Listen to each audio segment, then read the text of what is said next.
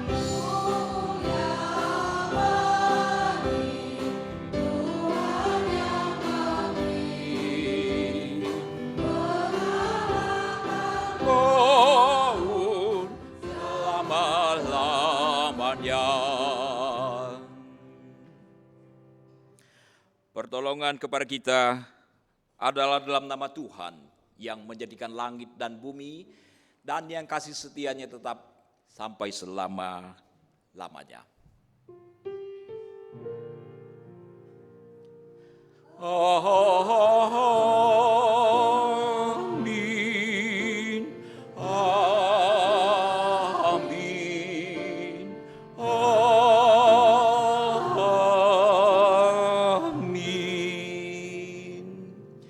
Kiranya kasih karunia dan damai sejahtera dari Allah Bapa kita dan dari Tuhan Yesus Kristus menyertai saudara-saudara sekalian.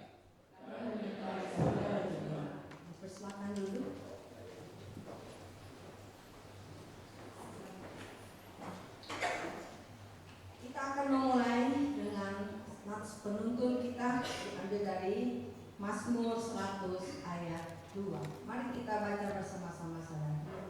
Beribadahlah kepada Tuhan dengan sukacita, datanglah ke hadapannya dengan sorak-sorai. Puji Tuhan, kita sudah bersorak, kita sudah datang pada Tuhan dengan bersukacita dengan pujian yang pertama. Nah saudara, kita diberi kesempatan hari ini mengingat apa pelanggaran dan kesalahan kita, dosa kita di hadapan Tuhan. Mari saudara kita persiapkan hati kita menyanyikan pujian yang kedua di muka Tuhan Yesus.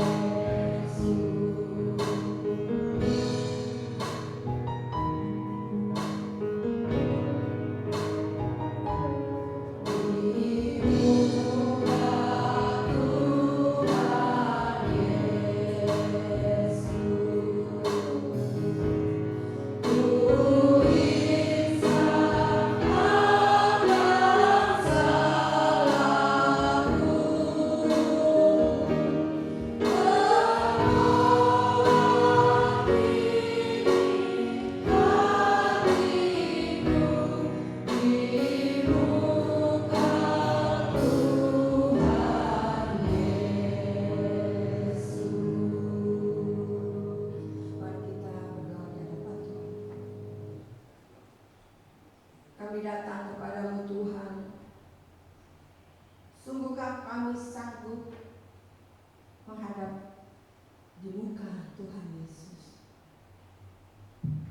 Sebagai anak-anak-Mu kami mengakui ya Bapa, mungkin kami seringkali melupakan akan anugerah yang besar yang telah Tuhan berikan kepada kami. Bahwa Engkau disesahkan, Engkau dideritakan dan disalibkan mati bagi kami. Kami melupakan itu dengan tingkah laku kami, melakukan hal-hal yang tidak berkenan kepada Tuhan, mendukakan hati Tuhan. Hari ini adalah hari kemenangan, hari di mana Tuhan bangkit mengalahkan kuasa maut, hari di mana Tuhan menyatakan Engkau telah selesai melakukan penebusan bagi kami orang berdosa ini. Ampuni kami Tuhan, dirilah ke dalam hati kami yang paling dalam. Masihkah kami menyimpan dosa-dosa? Masihkah ada hal-hal yang tersembunyi, kemarahan, kekecewaan, ada iri hati, ada dengki, dan ada dendam benci di sana? Sebagaimana Tuhan telah mengampuni kami, kami percaya Engkau beri kemampuan dan kekuatan kepada kami semua dapat mengampuni orang-orang yang bersalah kepada kami. Dan tolong kami, pimpin kami, Roh Kudus, bersuaralah dengan keras, sehingga ketika kami akan melakukan pelanggaran, kami boleh dihentikan. Terima kasih Bapa, terima kasih Tuhan Yesus untuk karya agung ini. Di dalam nama Tuhan Yesus Kristus kami bersyukur dan berdoa. Amin.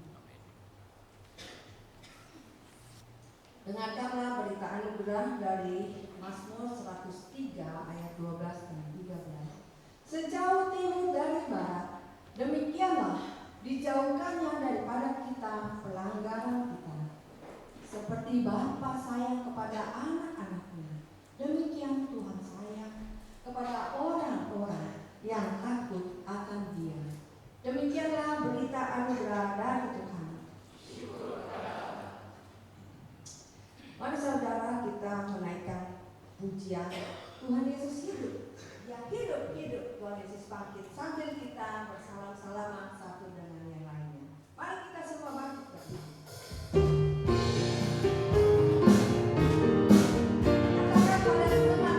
Yesus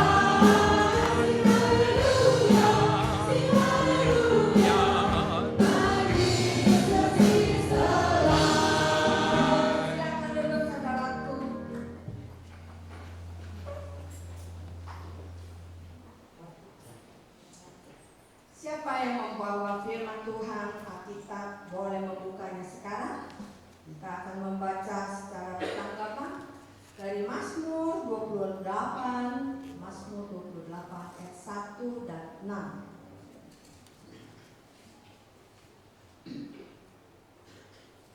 Mazmur 28 ayat 1 sampai 6. Saya baca yang pertama, saudara kedua, kita bergantian sampai ayat ke-6. Demikian firman Tuhan. Kepadamu ya Tuhan, gunung batuku, aku berseru. Janganlah berdiam diri terhadap aku. Sebab jika kau tetap membisu terhadap aku menjadi seperti orang yang turun ke dalam liang kubur.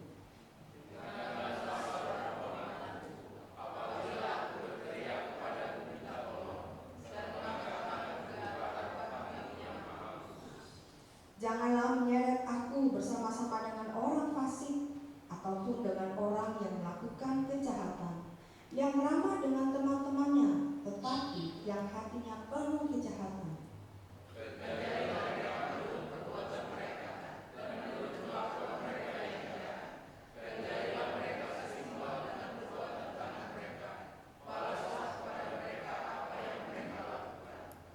Karena mereka tidak mengindahkan pekerjaan Tuhan dan perbuatan tangannya, Ia akan menjatuhkan mereka dan tidak membangunkan mereka lagi. Mari kita baca bersama ayat ke-6.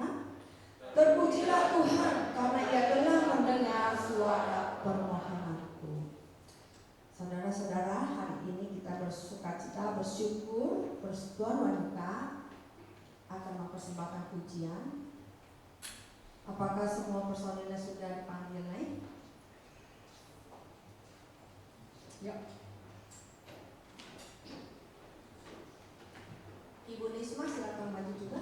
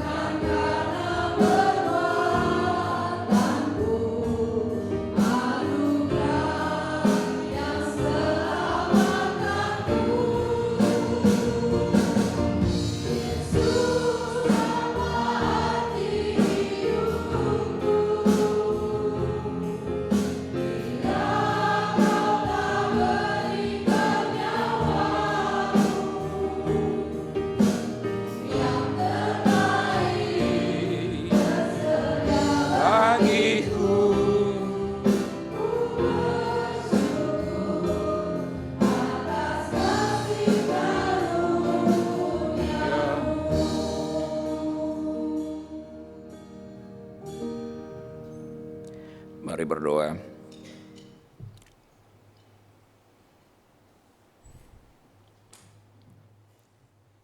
Tenangkan jiwa kami semua ya Allah Bapa,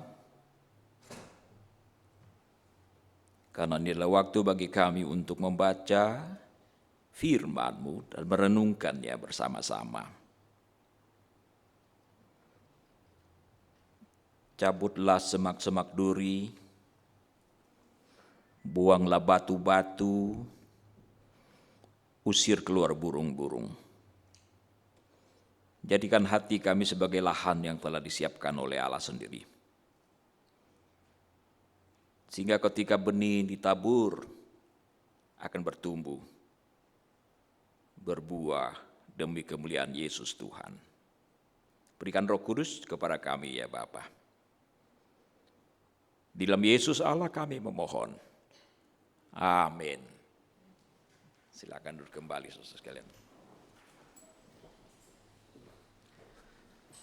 Wahyu pasal pertama ayat 17 dan 18. Kitab Perjanjian Baru yang paling ujung, paling akhir, kitab Wahyu pasal pertama ayat 17. Ketika aku melihat dia, sujudlah aku di depan kakinya, sama seperti orang mati. Ia meletakkan tangan kanannya di atasku, lalu berkata, "Jangan takut, aku adalah yang awal dan yang akhir, dan yang hidup. Aku telah mati, namun lihatlah aku hidup sampai selama-lamanya, dan aku memegang segala kunci maut dan kerajaan maut." Demikianlah firman Tuhan. Berbahagialah setiap orang yang membaca, merenungkan, dan melakukannya. Haleluya. Haleluya. Haleluya. Haleluya. Selamat Paskah Bapak Ibu Saudara sekalian. Damai sejahtera Tuhan turun menaungi saudara-saudara sekalian. Bahwa Yesus adalah manusia, tidak ada seorang pun yang menyaksikannya. Tapi kalau kita berbicara bahwa Yesus adalah Tuhan, mungkin lebih dari separuh penghuni dunia ini tidak percaya. Bahkan mungkin ada juga sebagian orang Kristiani yang sedikit sangsi.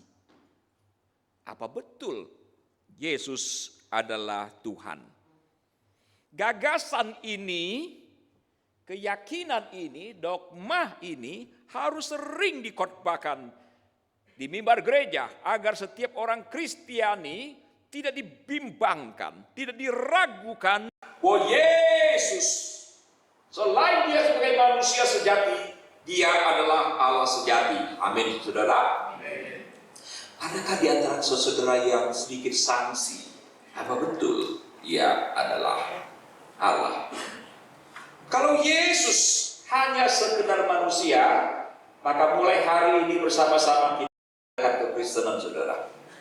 Karena adalah bertolak belakang dengan akal sehat apabila kita menyembah pribadi atau apapun yang bukan Tuhan. Kita membedakan pencipta di satu sisi dan hasil ciptaan. Hasil ciptaan tidak mungkin bisa kita sembah karena dia itu bukan ilah, bukan Allah.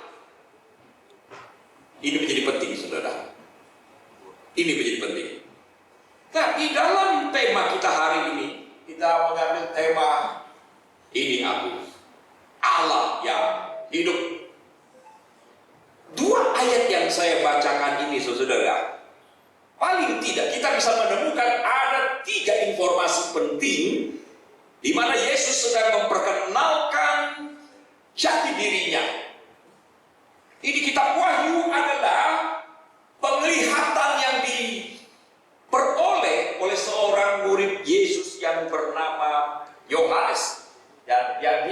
penulis Injil Yohanes di sebuah pulau yang bernama Pulau Patmos. Ini bukan Pulau Seribu, saudara. Di Pulau Patmos. Nanti setelah penglihatan itu, Yohanes di dalam ayat 17 dia bilang apa? Ketika aku melihat dia. Saudara sekalian, Yohanes ini pernah hidup bersama dengan Yesus 3,5 tahun. Dia dipercaya sebagai murid yang sangat dekat dengan Yesus. Bahkan di dalam Injil Yohanes dia dikatakan bersandar di dekat tubuh Yesus, sangat akrab, sangat dekat. Secara fisikal, saudara, relasi juga sangat dekat. Tetapi di dalam ayat 17 ini dia katakan ketika aku melihat dia, Yohanes mempunyai impresi yang berbeda sekarang. Yesus yang dia lihat sekarang itu Yesus yang tampaknya berbeda dengan Yesus yang dia kenal, yang jalan bersama-sama, melayani bersama-sama. Itu sebabnya Yohanes berkata, sujudlah aku. PB pertama menggunakan istilah tersungkurlah aku. Ini bukan tersandung, saudara. Tersungkur, tersandung, beda. Tersandung itu karena menendang sesuatu, tersandung itu. Tapi tersungkur itu artinya mengambil sikap bersujud. TB2 menggunakan istilah sujudlah aku di depan kakinya. Bukan hanya sujud. Yohanes memberikan kesaksian seperti orang mati. Wow. Ketika Yohanes bertemu dengan Yesus dia tersungkur. Dia seperti orang mati. Karena sekarang dia berhadapan dengan satu pribadi yang adalah Allah. Saudara sekalian, dikatakan ia meletakkan tangan kanannya di atasku dan berkata, jangan takut. Aku adalah. Saudara, bahasa Indonesia tidak terlalu jelas. Saya sudah beberapa kali jelaskan ini. Karena di luar sana banyak orang menuduh Yesus tidak pernah berkata dia adalah Allah. Yesus tidak pernah bilang aku adalah Allah. Padahal jelas. Termasuk dalam ayat ini, saudara. Termasuk dalam ayat ini, Yesus sedang menunjukkan bahwa dia adalah Allah. Mari kita lihat konsepnya. Saya ada satu slide, boleh ditampilkan. Ini dia. Ada yang bisa baca ini, saudara? Bisa baca, saya akan kasih hadiah ini. Itu bacanya adalah me fobau, ego emi ho, prostokai ho eskatos. Ini bukan bahasa Roh, saudara. Ini bahasa Yunani. Saudara perhatikan setelah kata me fobau itu ada kata-kata ego emi. Ego emi bahasa Indonesia menerjemahkan aku adalah. Kata adalah di sini sama sekali tidak muncul konsep Allah. Tetapi kata ego ini, saudara, mempunyai makna yang sangat luar biasa. Kenapa? Karena kata ini mengacu kepada perjanjian lama ketika Musa bertanya kepada Tuhan, siapakah engkau selain kedua? Kalau ini yang tadi itu bahasa Yunani, sekarang ini bahasa Mias, saudara. Itu bacanya adalah Wayomer Elohim El Moshe Musa. Ada yang mau lanjutkan yang warna merah? Ehye, Asher, Ehye. Ini jawaban Tuhan. Nah, itu bagian pertama jawabannya. Wayomer, Tuhan berkata, Elohim. Kata kedua, bacanya itu dari kanan, saudara. Bacanya dari kanan. Ibrani itu baca dari kanan. Kalau Yunani tadi itu dari kiri ya. Nah, itu dia. Wayomer Elohim. Kata yang kedua paling atas itu adalah Allah. El Moshe kepada Musa. Ehye, aku, Asher, Ehye. Aku adalah aku. Nah, ketika perjanjian lama bahasa Ibrani ini diterjemahkan ke dalam teks gitu ya, Septuaginta dalam bahasa Yunani, Ehye, Asher, Ehye itu menggunakan kata yang kembali ke slide pertama lebih. Ego, emi. Terus menangkap maksudnya? Jadi ketika Yesus berkata, jangan takut, aku adalah. Itu berarti dia sedang mengidentifikasi dirinya sebagai pribadi, oknum yang berbicara kepada Musa. Tahu berapa selisih tahun antara Musa sampai Yesus? Berapa tahun?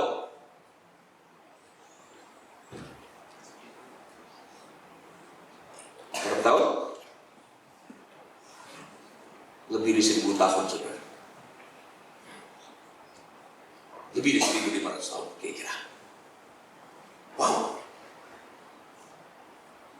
Jadi pribadi yang berkata kepada Musa dan semak yang terbakar, sekarang berkata kepada Yohanes di Pulau Patmos. Itu sebabnya saudara dalam perjanjian baru, terutama dalam Injil Yohanes, paling tidak 6 kali Yesus menggunakan istilah ego, emi. Dan paling mengerikan adalah ketika dia berkata, sebelum Abraham ada, aku. Sebelum Abraham ada, aku ada. Orang Yahudi marah. Umurmu belum 50 tahun. Kau bilang kau sudah ada sebelum Abraham. Dan ketika dia berkata, sebelum Abraham ada, aku ada. Ego, emi. Dan orang-orang tersebut bunuh dia. Kenapa? Karena istilah ego, emi itu mempunyai nuansa ilahi di dalamnya. Itu bukti pertama. Bukti kedua di dalam ayat ini, saudara, Yesus berkata, jangan takut. Aku adalah yang awal dan yang akhir dan yang hidup. Ada yang tahu pakai istilah apa? Yang awal dan akhir? Halo? Siapa yang bilang alfa omega tadi? Yang pertama kali ngomong siapa? Pak Yafid atau Pak Simarmata? Gak ada yang ngaku ya? Siapa tadi pertama bilang alfa dan omega? Hah? Pak Yafid atau Pak Simarmata? Kamu ngaku ya? Simarmata aja deh. Pak, ini Pak bonus.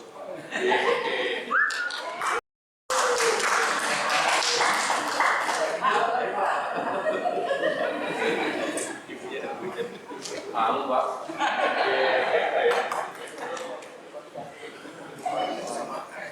Hari spesial Pak. Nggak mau ya Pak, balik gitu Pak.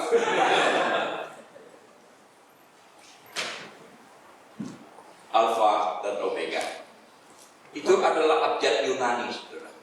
Abjad pertama Alfa. Abjad terakhir adalah Omega. Yang bisa menyebutkan abjad setelah Alfa dan sebelum Omega siapa?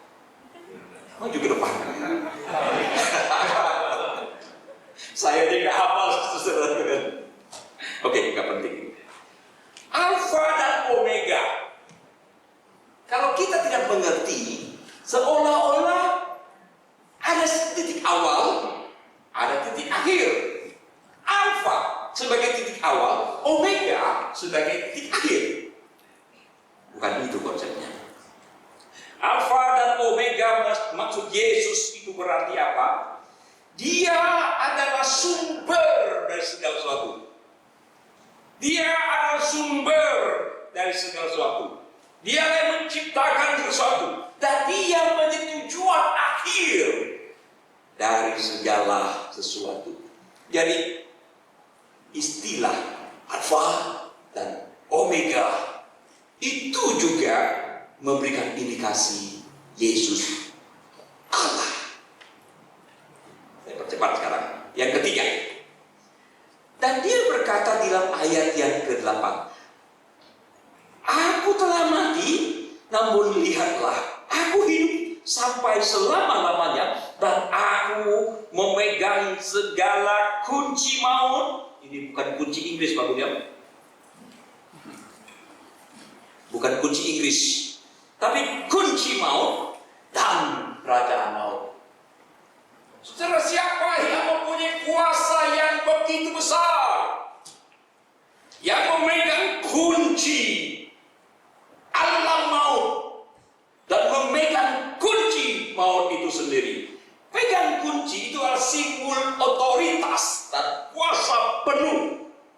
Dan orang yang mempunyai simbol itu dan yang mempunyai otoritas yang setinggi itu adalah dia yang berkata, jangan takut. Aku adalah Alfa dan Omega. Aku memegang ini. Dia menguasai maut dan dia menguasai Hades. Hades itu perjanjian lama menggunakan Sheol. Hades itu adalah dunia orang mati. Jadi kalau hari ini kita mati, kita belum pergi ke surga, apalagi ke neraka, tidak. Ada satu tempat yang bernama Hades, tempat sementara. Dalam istilah teologi kita mengenal istilah intermediate state, sebuah tempat sementara, beristirahat sampai ketika Yesus datang kedua kalinya akan ada kebangkitan. Setelah itu ada pengadilan dan seterusnya. Jadi sekarang ini adalah tempat seperti terminal sementara. Begitu kita pergi, kita ke tempat itu. Apa kata Yesus?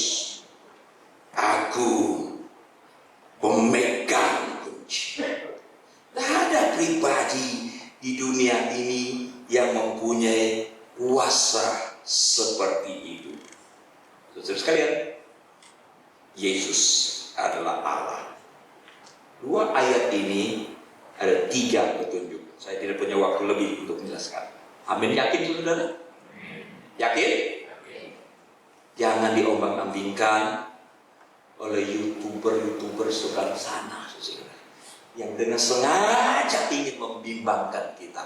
Yakinilah Yesus adalah Allah dan sekaligus manusia. Kalau begitu, apa arti penting bahwa Yesus itu adalah Allah? Saya mau tegaskan, yang paling penting adalah keselamatan dalam kekristenan adalah pasti. Tidak ada semoga, tidak ada moga-moga, pasti. Logika sederhana saja, saudara. Setiap orang pernah gagal, bukan? Betul? Orang yang paling hebat pun bisa gagal, bukan? Sekarang bertolak belakang dengan manusia. Allah pernah gagal tidak? Allah boleh gagal tidak? Lalu boleh kalau dia al-masuk. Tapi kalau Allah yang benar, tidak mungkin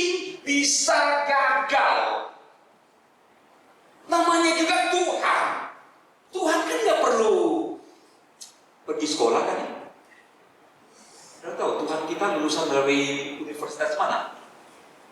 Tak perlu dia. Hikmatnya ada dalam dirinya. Keberadaannya itu tidak diadakan oleh siapapun. Dia tidak pernah tidak ada. Dan ini yang tidak bisa dicerna oleh otak kita. Semalam saya berdebat panjang lebar dengan ChatGPT, saudara. Dan dia mengaku dia kalah. Kalau di teologi ada satu istilah yang saya tidak punya waktu untuk menjelaskan. Istilah ini sangat mendalam. Panjang lebar. Setelah saya berdebat ini dan ini, oh iya, Anda betul katanya begitu.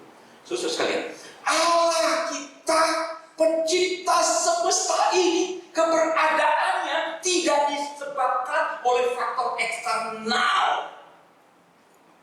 Istilah yang muncul di teologi adalah dia ada dengan sendirinya. Saya berdebat karena di dalam teologi klasik dikatakan memang Allah ada dengan sendirinya. Kalau Allah ada dengan sendirinya, saya katakan pada ChatGPT, itu berarti Allah pernah tidak ada. Well, nah dari situ kita berangkat dan berdebat, saudara. Akhirnya dia bilang, oke, memang itu yang harus terjadi. Saudara sekalian, Allah yang luar biasa.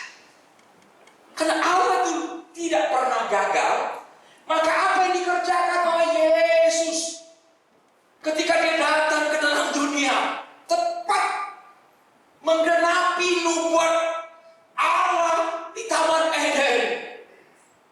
Dia akan meremukkan kepala si ular dan engkau akan memadu tumitnya.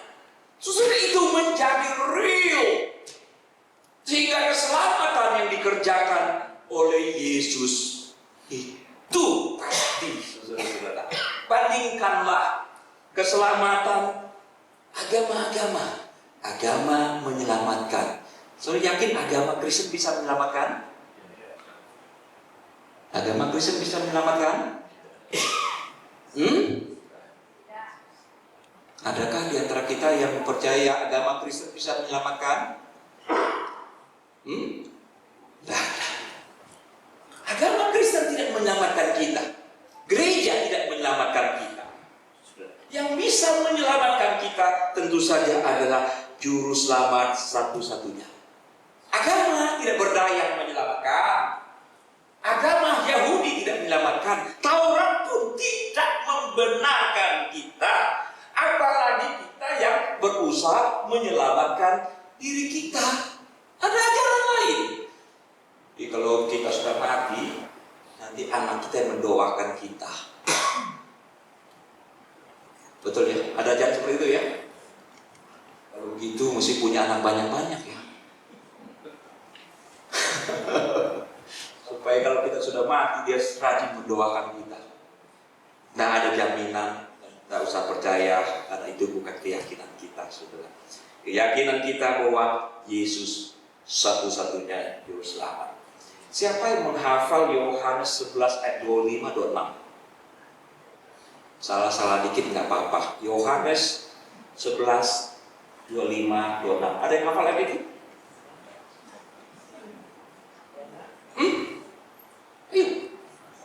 Ayo, saya masih ada coklat satu lagi. Yohanes. Saya harap orang Kristen tahu ayat ini. Yohanes 11 ayat 25-26.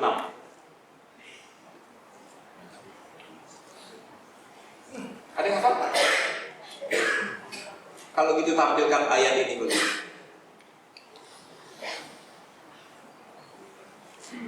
Ayo baca bersama. 1, 2, 3.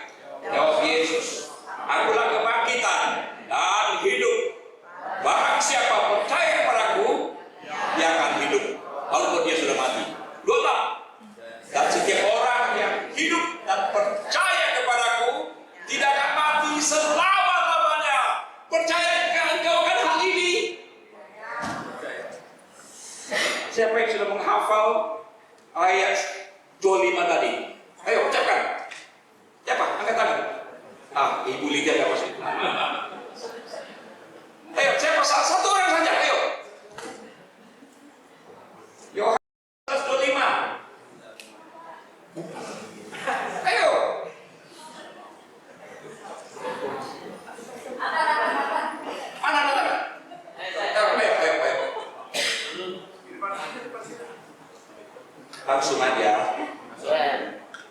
Jawab Yesus, "Akulah kebangkitan dan hidup, dan barang siapa yang percaya kepadaku," dah gitu pokoknya.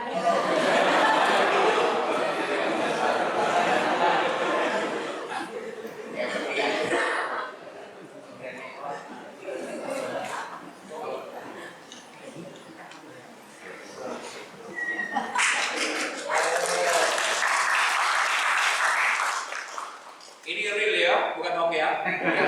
Percaya? Percaya semakin? Percayalah.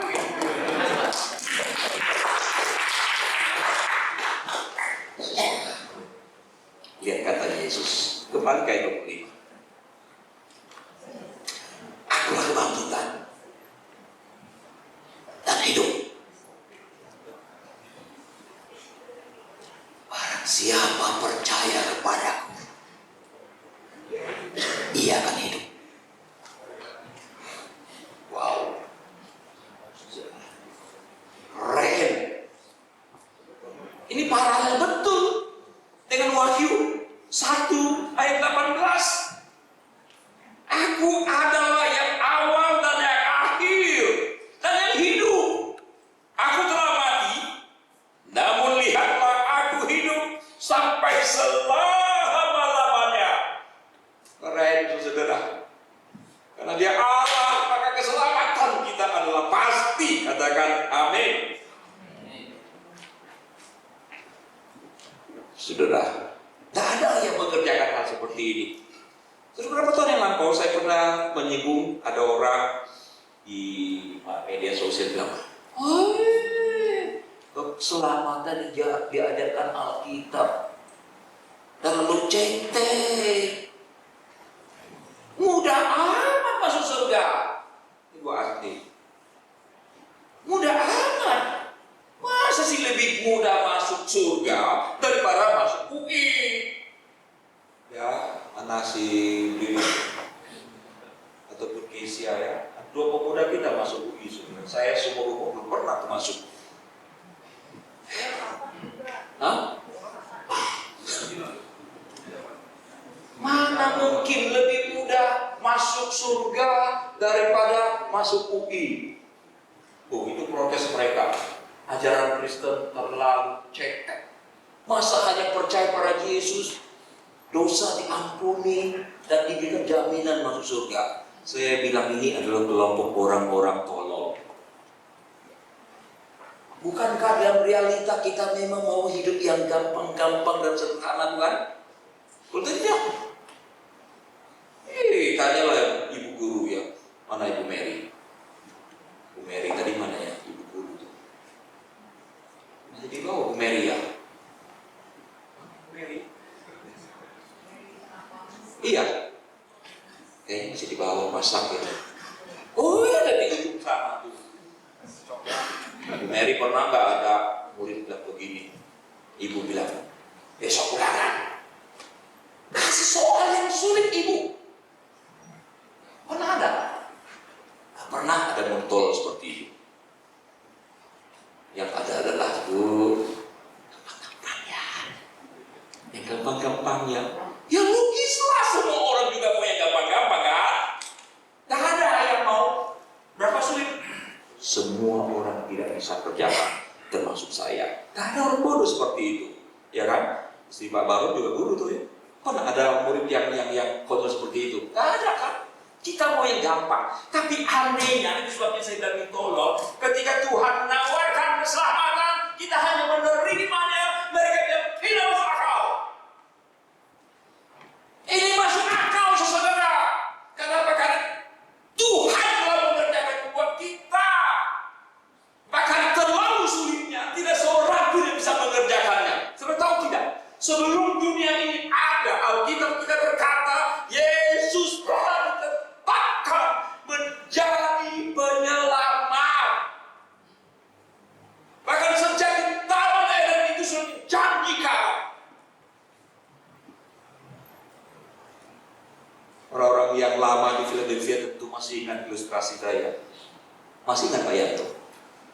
Apa ini ingat? Belum dia ngomong. Ayo Ki, kalau mau naik kereta api ke Surabaya, di tiket ya. tiket. Pak, kereta besok jam 10. Bapak Yogi, jangan lupa ya Pak, bawa pacul, bawa balok, bawa gergaji, bawa besi. Apa kata Bapak kalau penjual tiket kereta api bilang begitu Pak? Mbak ini ngomong apa ya? Saya mau naik kereta api. Emang saya tukang apa? Bapak harus bikin rel. Perlu Pak. Bapak perlu bikin rel dari Jakarta mau ke Surabaya. Nggak usah lagi kan Pak? Kenapa? Relnya sudah ada. Tugas Bapak adalah dapatkan tiket, datang waktunya, duduk manis sampai ke sana. Selesai. Jadi keselamatan dalam Yesus adalah pasti. Berikutnya saudara, karena Kristus ini penguasa alam semesta dan segala sesuatu, percayalah segala sesuatu berada di bawah kendalinya.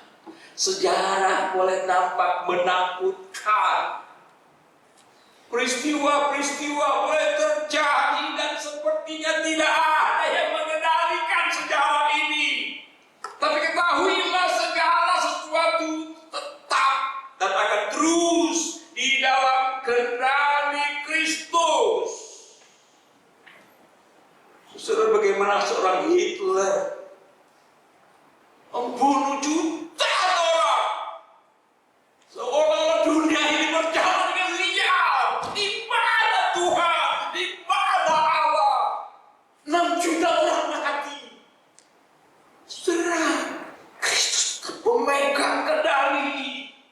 Manusia boleh melakukan kejahatan, manusia boleh melakukan kekejian, tapi kendali tetap ada di dalam tangan Allah. Dan Kristus bisa mengubahkannya menjadi sesuatu yang indah.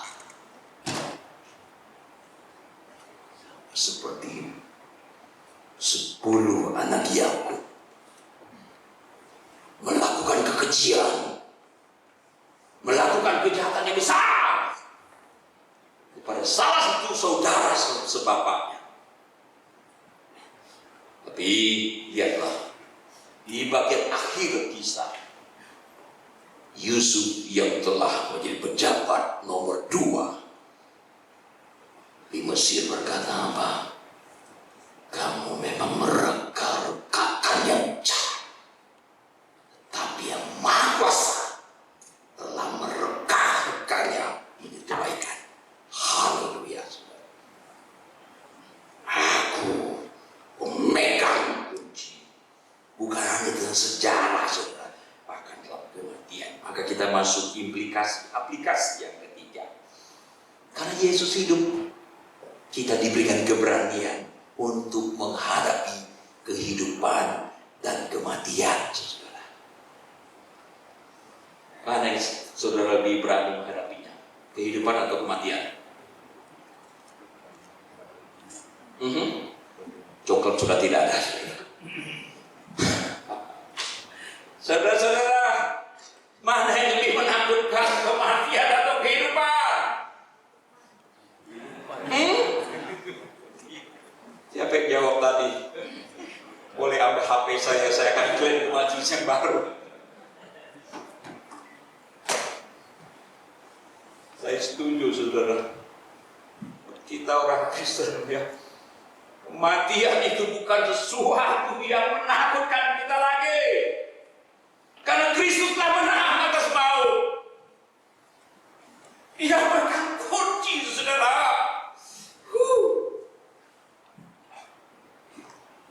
Tidak perlu takut lagi dengan kematian saudara. Kalau ada orang Kristen yang masih takut dengan kematian, baca ayat ini berulang-ulang.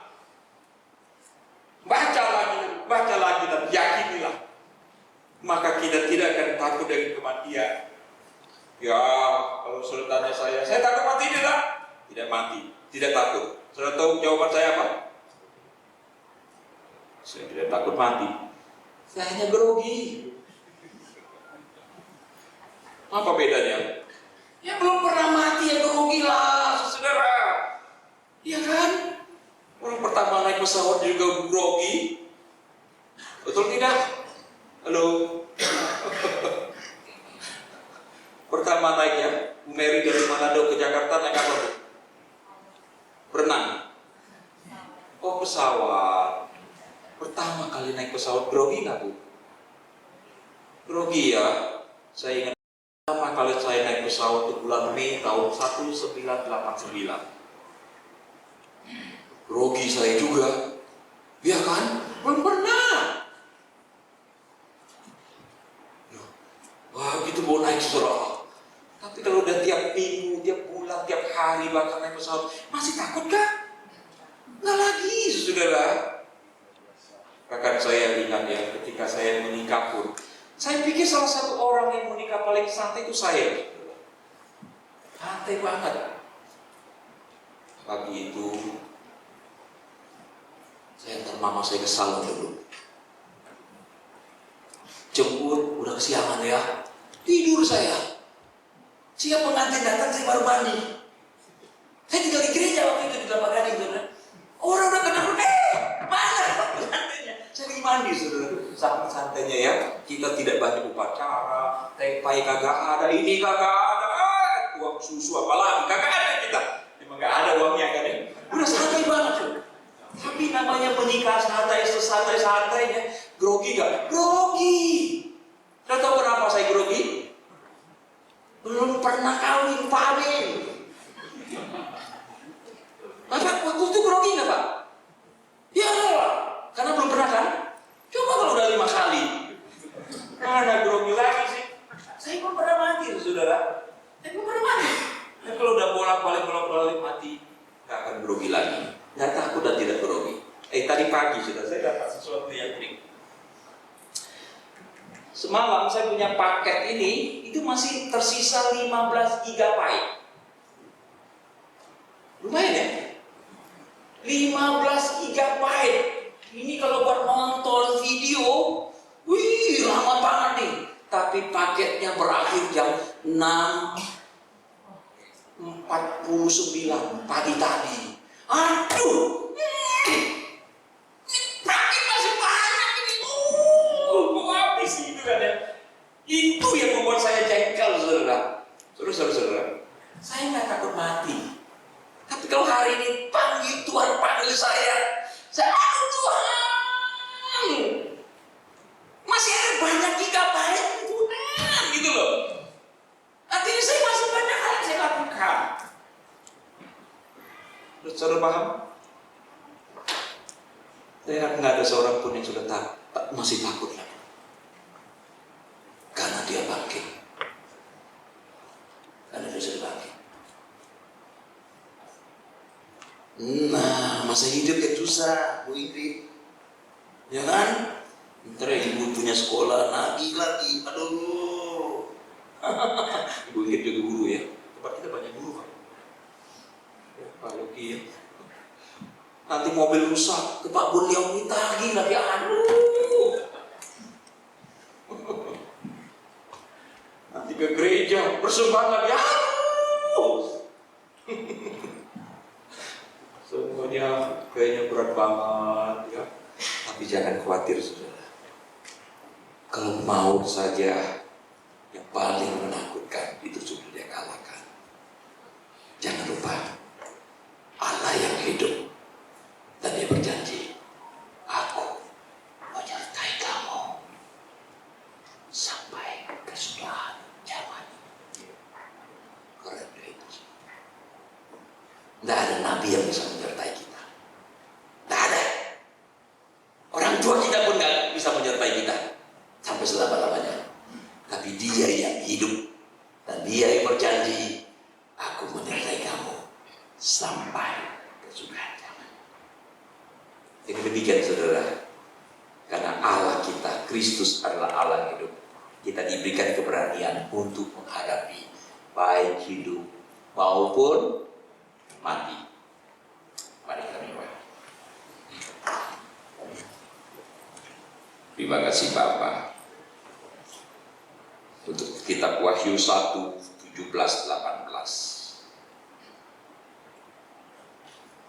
yang membuat kami kami semakin teguh dan semakin percaya.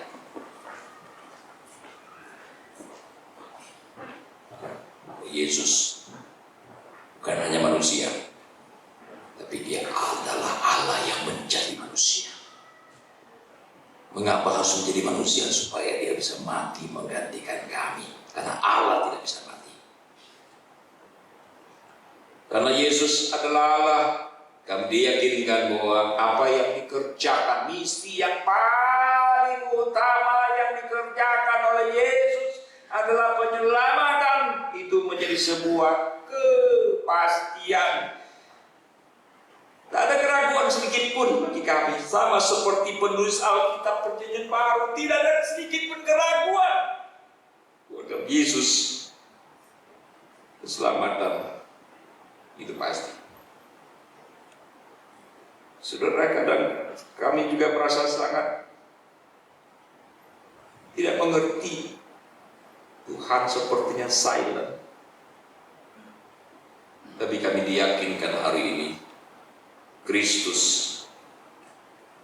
mengendalikan jalannya sejarah. Dan lebih daripada itu, Kristus, engkau telah berkata kepada Yohanes, dan itu pun menjadi keyakinan kami, jangan takut. Berikanlah kami keberanian, karena ada Allah yang berani menghadapi kehidupan, termasuk berani menghadapi kematian. Syukur pada Engkau Bapa. Berkatilah setiap orang yang hadir pada hari ini Bapa, yang bergumul dengan iman. Tuhan pulihkan sejak hari ini. Yang bergumul soal kehidupan, Tuhan turunkanlah berkat-Mu.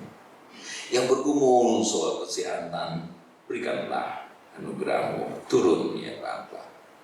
Yang bergumul dalam relasi suami dan istri, bergumul dengan pekerjaan, bergumul tidak tahu apa harus dikerjakan, semuanya nampaknya buntu. Berikan anugerah-Mu lebih daripada yang lain. Yang sakit Tuhan jamah.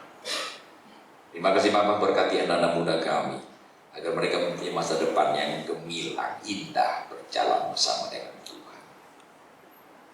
Berkati gereja ini ya Bapak, berkati setiap orang boleh mengalami perjumpaan dengan Tuhan. Berkati setiap hamba Tuhan, majelis, penatua, diaken, aktivis, guru sekolah minggu, setiap orang yang terlibat dalam pelayanan diberkati, dipakai oleh Tuhan. Doa kami Bapa, kami memohon dalam Kristus Tuhan. Amin.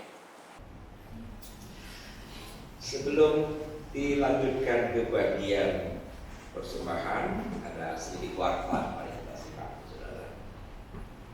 Sabtu ini, saudara, ada komisi dewasa muda. Ada slide-nya ya, apakah sudah disiapkan? Ini dia, memahami simbol pencucian kaki. Kita akan membuat Bible study, saudara. Silakan saudara yang terhitung sebagai masuk range umur dewasa muda, setelah pemuda, sebelum dipanggil Tuhan, sebelum manullah lah ya, manullah tidak boleh datang ya, kita belajar bersama-sama. Di minggu depan juga pemuda akan ada persekutuan, cuma slide-nya saya kelupaan mungkin ini anak muda, maaf ya. Tapi paling tidak tahun minggu depan itu ada kunjungan dari panitia summer camp juga. Anak muda diundang hadir minggu depan. Selain ini masih ada warta yang lain. Minggu pertama di bulan Mei, saudara, setelah kebaktian kedua ya, kita akan ada sebuah pembinaan khusus ya. Bidang pembinaan akan membuat sebuah pembinaan khusus untuk aktivis gereja. Aktivis ya, bagaimana layaknya kita melayani. Lalu pasti pada tim juga akan sharing.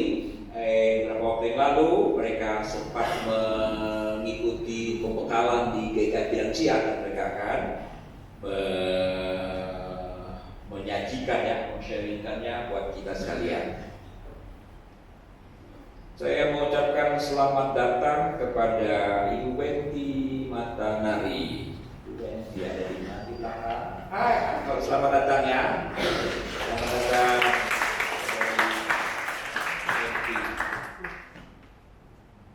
Cengkareng Barat, dari barat ke timur ya, bukan sekali. Selamat datang. Ada kala yang pertama kali datang saudara? Ada lagi? Berkati saudara sekalian. Baik, Ibu Lydia, lanjut lagi bagian lagi. Oh, ada persembahan pujian, silakan.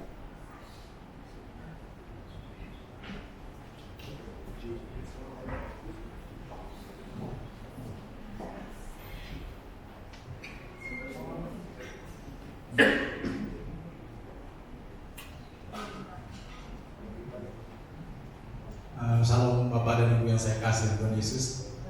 Sepanjang bulan ini ya kita sudah merenungkan bahkan tema-tema khotbah di gereja kita itu tentang kasih Allah, tentang pengorbanan Allah di atas kayu salib. Nah, saat ini pada kesempatan ini kami dari grup kecil akan menyanyikan satu pujian tentang kasih Allah di Kalvari. Mari kita merenungkan syair dari lagu ini, Calvary's Love.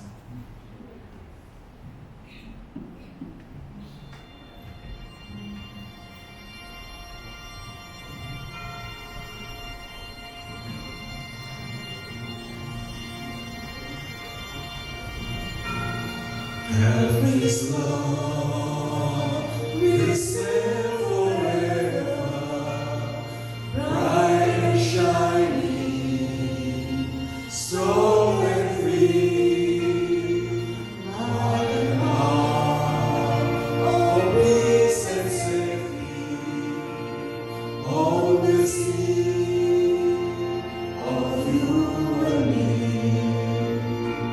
to the arms of all the angels, those gods of failing wonder, finally rest inside the shadow, cast by Calvary's love across their soul.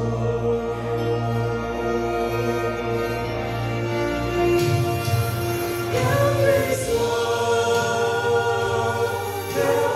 love, Christ the sweet, Christ made fast work beyond.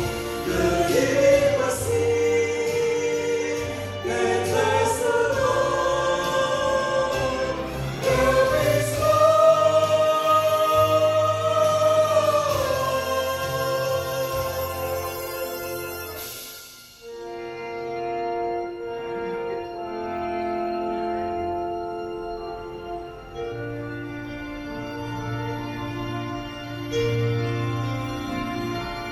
Calvary's love can heal the spirit, life its cross and cast aside, and redeem till heaven's promise fills with joy once empty eyes. So decide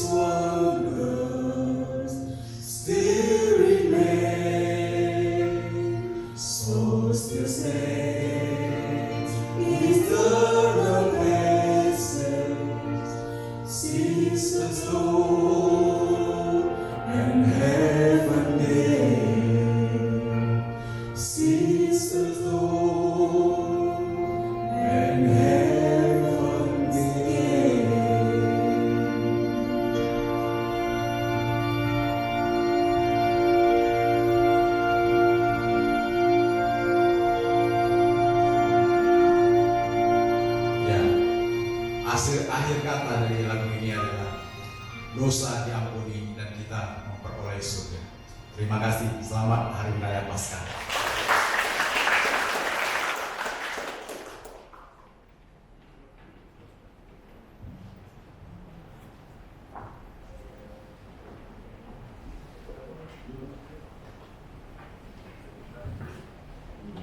Puji Tuhan untuk puji-pujian yang telah kita nikmati dan yang sudah kita inginkan juga. Saudara, sekarang saya ingin kita semua untuk bangkit berdiri. Kita akan mengakui iman kita sesuai dengan pengakuan iman rasuli. Demikian kita baca bersama. Aku percaya kepada Allah, Bapa yang Maha Kuasa, Khalik langit dan bumi, dan kepada Yesus Kristus, anaknya yang tunggal Tuhan kita, yang dikandung daripada Roh Kudus, lahir dari anak darah Maria, yang menderita sengsara di bawah pemerintahan Pontius Pilatus, disalibkan, mati dan dikuburkan, turun ke dalam kerajaan maut, pada hari yang ketiga bangkit pula dari antara orang mati, naik ke surga, duduk di sebelah kanan Allah, Bapa yang Maha Kuasa. Dan dari sana Dia akan datang untuk menghakimi orang yang hidup dan yang mati. Aku percaya kepada Roh Kudus, gereja yang kudus dan am, persekutuan orang kudus, pengampunan dosa, kebangkitan orang mati, dan hidup yang kekal. Amin. Silakan duduk saudara-saudara.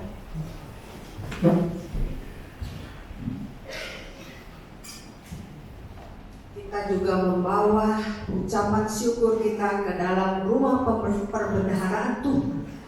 Demikian firman-Nya.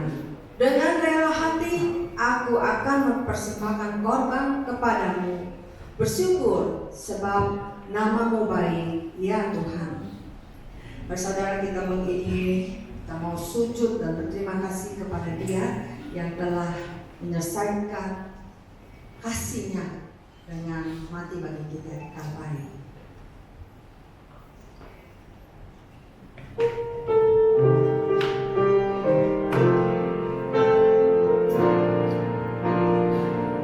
Kasih Tuhan sungguh mulia, tulus dan sempurna mengasihiku.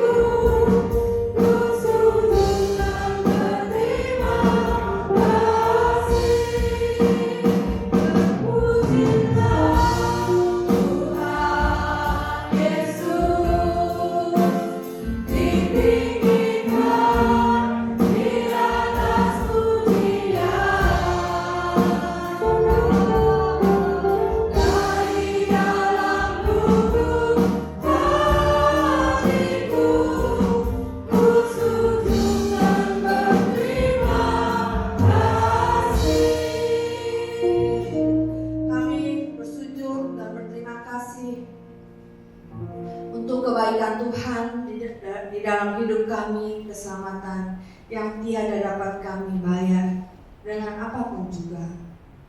Saat ini kami mengucap syukur juga ya Tuhan untuk semua berkat yang Tuhan berikan pada kami. Biarlah kami boleh membawa dengan ucapan syukur untuk persediaan di rumah perbendaharaan Tuhan. Tuhan memberkati tangan-tangan yang telah memberi. Biarlah setiap orang memberi dengan rela dan dengan sukacita. Terpujilah Tuhan Yesus. Amin. Silakan dulu saudara-saudara sekalian. Saya tambahkan satu warta satu. Hari ini Pak Ji dan tim pelayanan dari Paduan Suara akan melayani firman untuk ibadah Paskah di GKI Kota Modern. Diharapkan untuk setiap orang yang telah latihan dalam anggota Paduan Suara hari ini bisa datang jam 1 untuk kita refresh lagi latihan sebentar. Saudara-saudara, perhatikan di warta di grup Padus pakaiannya apa dan bagaimana ya, saudara. Oke, nah mari kita akan melanjutkan bagian terakhir. Saya undang kita bangkit berdiri, saudara, sekali lagi. Seperti firman mengatakan, jangan takut saudara, maka kita ulang dengan satu keyakinan. Di dalam hidup kita ini, kita percaya kepada Tuhan, Dia yang pegang tangan kita, menuntun langkah kita. Dialah perlindungan kita.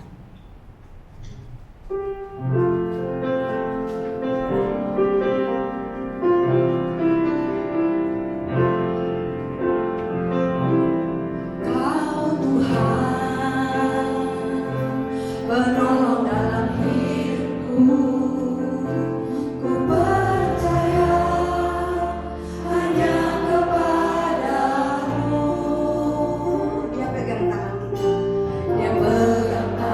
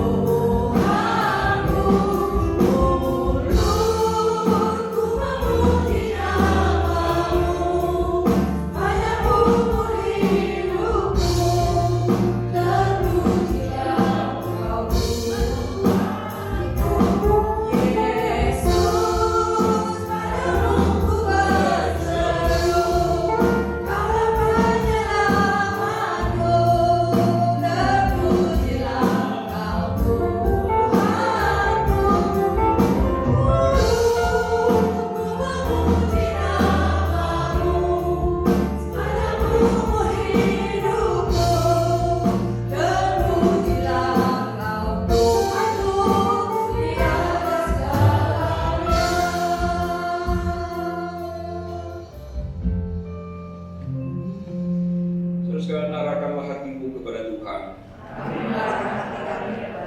Jadilah saksi Kristus. Terpujilah Tuhan. Pulanglah dengan sejahtera dan terimalah berkat Dia. Tuhan memberkati engkau dan melindungi engkau. Tuhan menyinari engkau dengan wajah-Nya dan memberi engkau kasih karunia. Tuhan menghadapkan wajah-Nya kepadamu dan memberi engkau damai sejahtera dari saat ini sampai selamanya. Haleluya.